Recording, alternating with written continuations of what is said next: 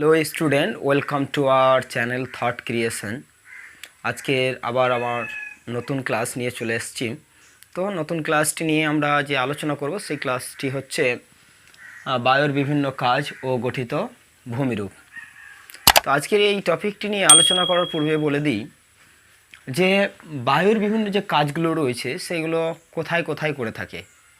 পৃথিবীতে আন্টার্কটিকা এবং ইউরোপ মহাদেশ বাদে পৃথিবীর 5টি মহাদেশেই বায়ুর মরুভূমির সৃষ্টি হতে দেখা গিয়েছে। তো চলো মরুভূমির ওই 5টি দেশের নাম কি কি। একটা হলো উত্তর আমেরিকার কলোরাডো মরুভূমি, দক্ষিণ আমেরিকার আটাকামা মরুভূমি, সাহারা মরুভূমি, আফ্রিকার সাহারা মরুভূমি, কালাহারি মরুভূমি, এশিয়ার থর মরুভূমি ও অন্যান্য মরুভূমিগুলো রয়েছে, অস্ট্রেলীয় অঞ্চলে মরুভূমি। তো সে সমস্ত মরুভূমিগুলো কীভাবে সৃষ্টি হলো, তো চলো আজকে আলোচনা করে নিই যে বায়ু সাধারণত প্রকৃতপক্ষে উষ্ণ শুকনো অঞ্চলে, যেখানে জনবসতিহীন এবং যেখানে উন্মুক্ত খোলা জায়গা, গাছপালা কম, সে সমস্ত স্থানে বায়ুর কাজ প্রধানত বেশি লক্ষ্য করা যায়। তো বায়ুর কাজ পরিলক্ষিত হয়ে বা বায়ুর কাজটা কেন উন্মুক্ত বা শুকনো অঞ্চলে বা শুষ্ক অঞ্চলে কেন প্রধানভাবে কাজ করে থাকে, তার কারণগুলো কি। তার কারণগুলো হলো, 1 নম্বর কারণ যেটা যে খোলামেলা জায়গা।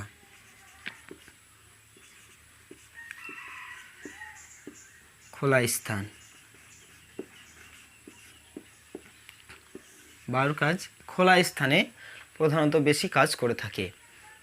যেমন সাহারা মরুভূমি এবং অন্যান্য যে মরুভূমিগুলো থাকে, সে মরুভূমি অঞ্চলে কোনো গাছপালা থাকে না।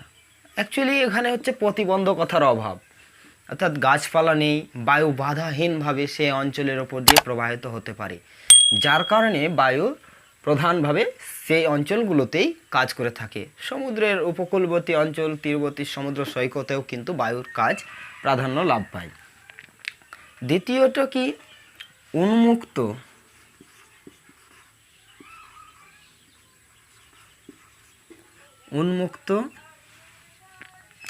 এবং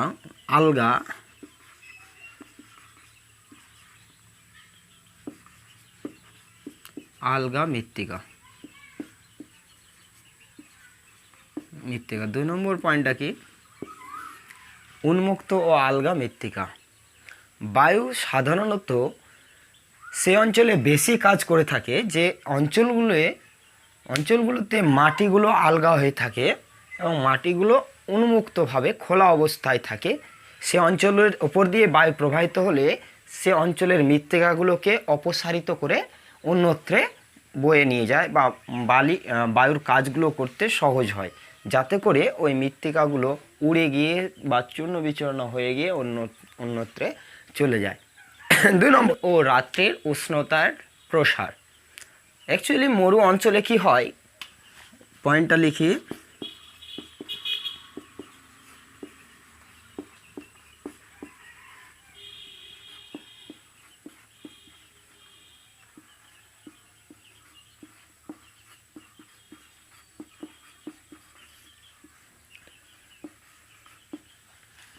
দিন ও রাত্রির উষ্ণতার প্রসার। মরু অঞ্চলে কি হয় যে দিনের বেলায় প্রচণ্ড তাপ পড়ে, এমনকি 58 ডিগ্রি পর্যন্ত হয়ে থাকে। মরু অঞ্চলে দিনের বেলায় তাপমাত্রা অত্যাধিক হয়ে থাকে এবং রাত্রির বেলায় তাপমাত্রা হয়ে থাকে প্রায় 4 ডিগ্রি সেলসিয়াস, মানে এতটা শীতলতা হয়ে যায়।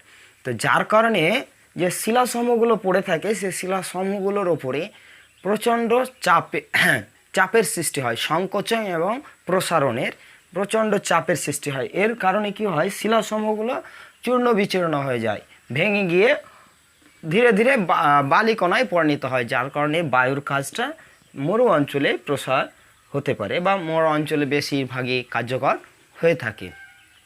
4 নম্বর পয়েন্ট,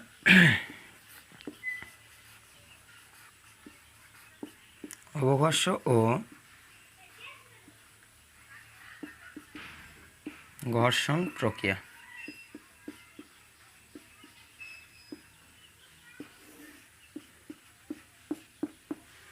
মরু অঞ্চলে অবঘর্ষ ও ঘর্ষণ প্রক্রিয়াটা বেশি কার্যকর হয়ে থাকে। এই জন্য বায়ুর কাজটা বেশিরভাগই প্রাধান্য লাভ পায়। আশা করি এটা বুঝতে পেরেছ। খোলামেলা জায়গা থাকে, গাছপালা থাকে না, উন্মুক্ত আলগা মৃত্তিকা থাকে, দিন ও রাত্রির উষ্ণতার প্রসার হয়, অবঘর্ষ ও ঘর্ষণ প্রক্রিয়াটা বেশি হতে পারে, যার কারণে মরু অঞ্চলেই বায়ুর কাজটা প্রাধান্য পায়। তারপরে আমরা চলে যাব মরু অঞ্চলে বায়ুর কাজে প্রাধান্যর ফলে কিভাবে মরুভূমি অঞ্চলে বালিকণাগুলো পরিণত হয়। এই যে আমি যে পয়েন্টটা আলোচনা করলাম যে মরু অঞ্চলে উষ্ণতার প্রসার হওয়ার কারণে কি হয় যে মরু অঞ্চলে অ্যাকচুয়ালি যে উষ্ণতার প্রসারের কারণে শিলাসমূহগুলো ছোট ছোট খণ্ডে এমনকি 0.02 সেন্টিমিটারে পৌঁছে যায়, যার কারণে সেই অঞ্চলগুলোতে বালিকণায় পরিণত হয়। তাছাড়া ক্ষুদ্রকণা বিসরণ হয়ে থাকে, স্বল্পমোচন হয়ে থাকে। আবহাওয়া বিকারের বিভিন্ন কারণের জন্য মরুভূমি অঞ্চলে ধীরে ধীরে যে প্রস্তরখণ্ডগুলো আছে বায়ুর সঙ্গে এগিয়ে যেতে যেতে কি হয়, ঠকাঠকি খেয়ে চূর্ণ বিচূর্ণ হয়ে যায়, অবঘর্ষ ঘর্ষণ প্রক্রিয়া কাজ করে, যার কারণে ধীরে ধীরে শিলাসমূহগুলো ভেঙে গিয়ে টুকরো টুকরো হয়ে গিয়ে এক সময় কি হয় যে বালিকণায় পরিণত হয়ে যায়। চলো এবার আলোচনা করি বায়ুর বিভিন্ন কাজ। বায়ুর কাজসমূহ। বায়ুর কাজ কি? আমরা এর আগে জেনেছি নদীর 3টি কাজ রয়েছে, হিমবাহর 3টি কাজ রয়েছে, ঠিক একই রকমভাবে বায়ুরও 3টি কাজ রয়েছে। বায়ুর 3টি কাজ কি? ক্ষয় কাজ, বহন কাজ এবং সঞ্চয় কাজ। ক্ষয় কাজ, বহন কাজ এবং সঞ্চয় কাজ। তো বায়ুর ক্ষয় কাজের দ্বারা যে কাজগুলো হয়ে থাকে সেগুলো আমরা আলোচনা করে নেব এই ক্লাসে।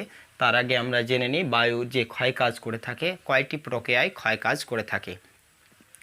বায়ুর ক্ষয় কাজ সাধারণত দুটি বিষয়ের ওপর নির্ভর করে থাকে। বায়ুর ক্ষয় কাজ সাধারণত দুটি বিষয়ের ওপর নির্ভর করে থাকে। একটা হলো বায়ুর গতিবেগের ওপর, আর 2 নম্বর পয়েন্টটা হচ্ছে কি বায়ুর বালিকণার পরিমাণের ওপর। যে বালিকণাটা কত, যদি ভারী হয় অ্যাকচুয়ালি তো বায়ুর কাজটা অ্যাকচুয়ালি কম হবে, আর বায়ুর বালিকণাগুলো যদি ক্ষুদ্র ক্ষুদ্র হয়, হালকা হয়, তাহলে কি হবে অ্যাকচুয়ালি উড়িয়ে নিয়ে যেতে সুবিধে হবে। তো নেক্সটে আমরা আলোচনা করে বায়ুর কাজ তিনটে যেটা বলেছিলাম। তো বায়ুর ক্ষয় কাজও আবার 3টে। বায়ুর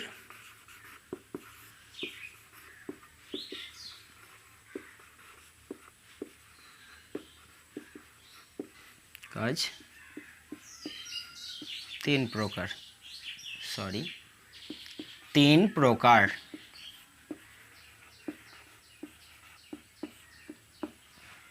বায়ুর কাজ 3 প্রকার, এটা লিখে দিই।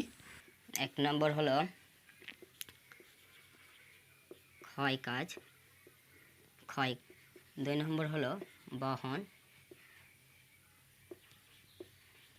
বহন কাজ, 3 নম্বর সঞ্চয়। ঠিক বায়ুর ক্ষয় কাজ আবার 3 প্রকার। একটা হলো কি অবনমন,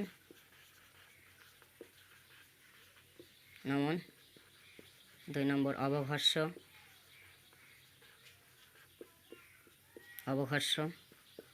3 নম্বর ঘর্ষণ। অবনমন কি? বায়ুর গতিপথে আলগা উন্মুক্ত শিলাসমূহগুলো যখন বায়ু গতি প্রবাহের সঙ্গে অপসারিত হয়ে অন্যত্রে কোথাও গিয়ে সঞ্চিত হয় তখন তাকে বলা হয় অবনমন ক্ষয়। আর অবঘর্ষ কি ক্ষয় কি? বায়ুপ্রবাহের গতিপথে যখন আলগা উন্মুক্ত কোয়াটাইজ কণা, শিলাসমূহ, চূর্ণ বিচূর্ণ বিভিন্ন ধরনের পদার্থসমূহ যখন বায়ুর গতিপথের সঙ্গে এগিয়ে যায় তখন তাকে বলা হয় অবঘর্ষ ক্ষয়। 3 নম্বর ঘর্ষণ ক্ষয় কি? বায়ুপ্রবাহের পথে যখন ছোট ছোট প্রস্তরখণ্ডগুলো বা নুড়ি পাথর বালি খণ্ডগুলো যখন এগিয়ে যায়, তখন ছোট ছোট প্রস্তরখণ্ডগুলো নিজেদের মধ্যে ঠকাঠকিকে টুকরো টুকরো হয়ে যায়, চূর্ণ বিচূর্ণ হয়ে যায়, তখন তাকে বলা হয় ঘর্ষণ ক্ষয়। আই থিঙ্ক তোমরা এটা বুঝে গেছো যে অমন অমন ক্ষয় কি, যে মৃত্তিকার উপরিভাগের কি হয়, মরুভূমি অঞ্চলের উপরিভাগে যে আলগা মৃত্তিকাগুলো হয় থাকে, বায়ু যখন প্রবাহিত হয় তখন বায়ু প্রবাহের সঙ্গে সঙ্গে ওই আলগা মৃত্তিকা সমূহগুলো ক্ষয়ে গিয়ে চলে যায়, অন্যত্রে গিয়ে সঞ্চয় হয়, তখন সেটাকে বলা হয় অবনমন ক্ষয়। অবঘর্ষ যখন কোয়াটাজ কণা শিলাসমূহ এবং নুড়ি পাথরগুলো যখন ক্ষয় হয়ে যায়, বায়ুর গতিপথের ওপরে পড়ে থাকে, সেগুলো যখন ক্ষয় হয়ে যায়, অ্যাকচুয়ালি সেটা হলো অবঘর্ষণ ক্ষয়। আর ঘর্ষণ ক্ষয় কি, যখন বায়ু প্রবাহের গতিপথের সঙ্গে প্রস্তরখণ্ডগুলো এগিয়ে যায়, মানে বায়ুর প্রবাহের সঙ্গে সঙ্গে এগিয়ে যায়, তখন নিজেদের মধ্যে প্রস্তরখণ্ডগুলো ঠোকাঠুকি খেয়ে টুকরো টুকরো হয়ে যায়, চূর্ণ বিচূর্ণ হয়ে যায়, একসময় বালিকণায় পরিণত হয়, তাকে বলা হয় ঘর্ষণ ক্ষয়। তো চলো তারপরে আমরা দেরি না করে জেনে নিই। তো একটা জিনিস মনে রাখবে, পৃথিবীর বৃহত্তম যে মরুভূমি রয়েছে, সে বৃহত্তম মরুভূমি হলো সাহারা মরুভূমি। এটা আফ্রিকা মহাদেশের মধ্যে অন্তর্গত। এই আফ্রিকা মহাদেশে বেশিরভাগই বায়ুর কাজটা প্রাধান্য পায়, কারণ সব থেকে বড় মরুভূমি রয়েছে সেটা। শুরু করি।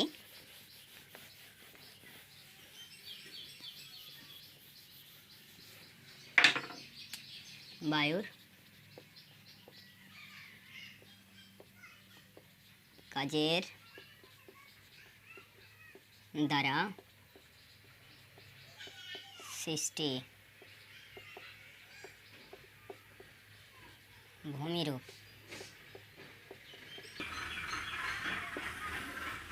যেটা হলো মূল প্রশ্ন যে বায়ুর ক্ষয়কাজের দ্বারা সৃষ্টি ভূমিরূপগুলো সংক্ষিপ্তে চিত্রসহ আলোচনা করো।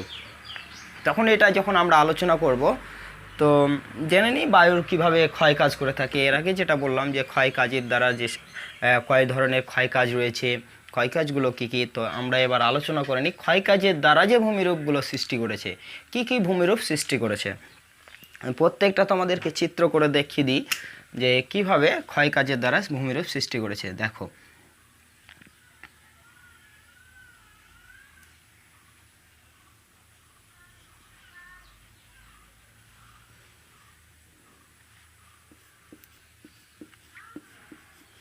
চিত্রটা আই থিঙ্ক বুঝে গেছো।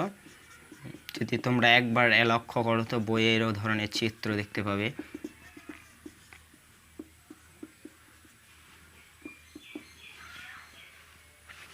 সেট গোর, একে বলা হয় কি গোর। তো গোর কাকে বলে, আবার বলছি যে গোর কাকে বলে। বায়ুর গতিপথের যদি কোনো কঠিন শিলার নিচে কোমল শিলা অবস্থান করে, তো কঠিন শিলা অপেক্ষাকৃত কোমল শিলা দ্রুত ক্ষয়প্রাপ্ত হয়। দ্রুত ক্ষয়প্রাপ্ত হয়ে ব্যাঙের ছাতার মতে যে ভূমিরূপের সৃষ্টি করে, তাকে বলা হয় গোর। তো বুঝা গেছে গোর। তো গোর সাধারণত সাহারা মরুভূমিতে এই ধরনের মরুভূমি দেখতে পাওয়া যায়, যাকে বলা হয় গোর বা গারা। কি বলা হয়? গোর বা গারা, সাহারা মরুভূমিতে বলা হয়। 2 নম্বর পয়েন্ট কি? জীবজ্ঞান। 2 নম্বর পয়েন্টটা হচ্ছে কি জীবজ্ঞান।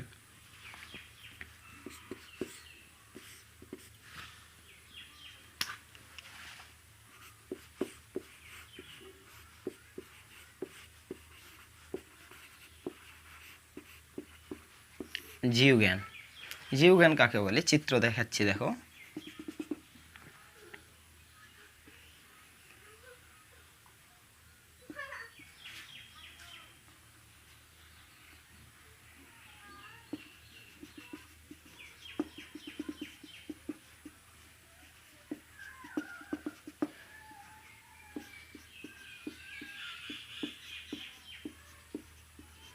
এটা হলো জীবজ্ঞান। বায়ুর গতিপথে যদি কঠিন শিলা এবং কোমল শিলা আড়াআড়িভাবে অবস্থান করে, কথাটা ভালো করে শুনে যাবা, যে আমি যে অ্যান্সারটা বলছি সেই অ্যান্সারটা তোমরা মনোযোগ সহকারে শোনো। যে বায়ুর গতিপথে কোনো কঠিন এবং কোমল শিলা আড়াআড়িভাবে অবস্থান করলে কঠিন শিলা অপেক্ষা কোমল শিলা দ্রুত ক্ষয়প্রাপ্ত হয়, এবং কঠিন আর নিচে কোমল, কঠিন এবং কোমল। এই কঠিন শিলা অপেক্ষা কোমল শিলাটা কি হয়, দ্রুত ক্ষয়প্রাপ্ত হয়, হয়ে গিয়ে যে প্রকার ভূমিরূপের সৃষ্টি করে তাকে বলা হয় জিওগ্যান। বুঝতে পারছো যে ওপরের অংশটা হচ্ছে শক্ত অর্থাৎ কঠিন শিলা আর নিচেরটা হচ্ছে কোমল। এই কোমল শিলাটা বায়ুর গতিপথে থাকার বায়ু যে প্রবাহিত হচ্ছে তখন কি হয়ে যায়, ক্ষয় হয়ে যায়। আবার কোমল শিলার নিচে থাকে কঠিন শিলা, আবার কঠিন শিলার নিচে থাকে কোমল শিলা। তো এই রকমভাবে যে সমস্ত ভূমিরূপের সৃষ্টি করে, তোমরা দেখতে পাওয়া যে কোনো পাহাড়ি অঞ্চল যদি ঘুরে থাকো তো দেখতে পাবা যে বড় বড় পাহাড়ি অঞ্চলে উপরে দেখছো যে শক্ত হয়ে আছে, নিচেরটা কীভাবে এইরকম ভূমিরূপের সৃষ্টি হয়। তো অ্যাকচুয়ালি বায়ু যখন প্রবাহিত হয় কোমল শিলাটা ক্ষয়প্রাপ্ত হয়ে যায়, যে এই ধরনের ভূমিরূপ সৃষ্টি করে তাকে বলা হয় জিওগ্যান। বুঝা গেছে জিওগ্যান কাকে বলে। তারপরের পয়েন্ট হচ্ছে ইয়ারদাং।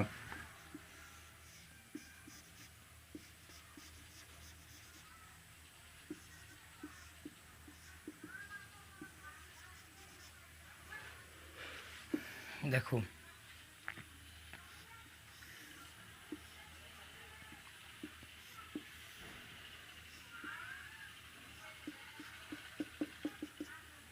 ইয়ারদাং কাকে বলে।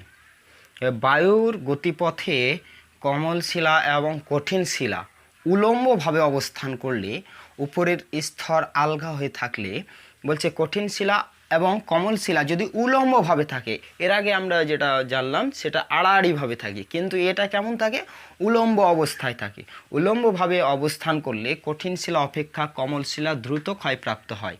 বলছে এটা কঠিন শিলা আর এটা হচ্ছে কোমল শিলা ক্ষয়প্রাপ্ত হয়ে যে ভূমিরূপগুলোর সৃষ্টি করে তাকে বলা হয় ইয়ারদাং।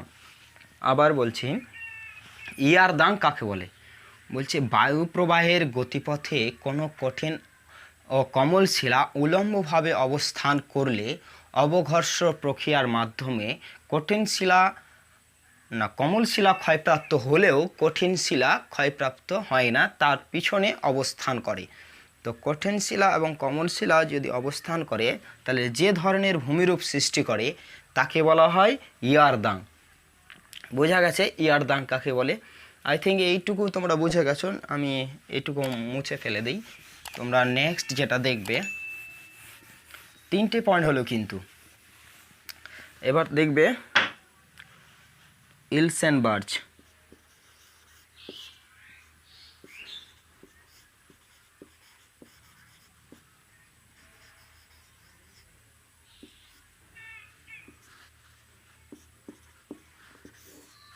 ইলসেনবার্গ কাকে বলে,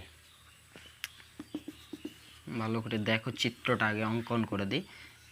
ইলসেনবার্গ কাকে বলে।